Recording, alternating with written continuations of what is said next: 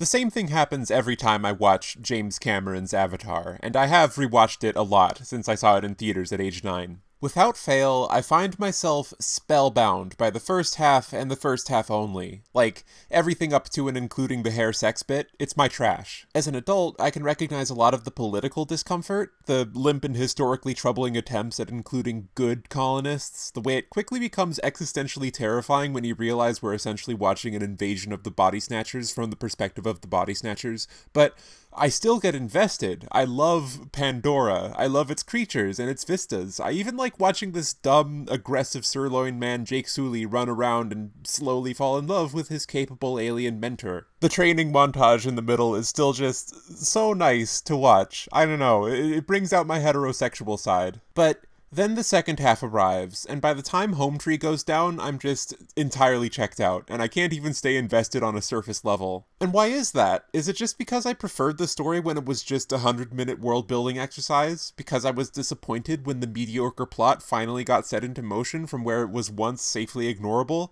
Well, I don't think it's just that. I think every time I rewatch this movie, I trick myself into thinking Neytiri is the main character. Like, I feel so deeply for her, this young woman, already once traumatized, who now experiences the worst betrayal she could possibly experience at the five-fingered hands of the alien she'd previously made a life bond with, and her home is burned to the ground for it. And in the scene, when Jake just rolls up in his new truck, immediately winning back the trust of the people with how cool it is, and this entire aspect of the story is just stopped dead, I realize I was empathizing with a hoax. It's not her story. This was always just a 3-hour-long trip into this one ex-Marine savior complex, a fantasy we never really get to leave. I basically never pay attention to the final 40 minutes of this movie. Like, what's even in there? Well, for one, we do get to see Neytiri rescue and cradle her little human lover in his true form as they look into each other's eyes, and my heterosexual side does another little squee. But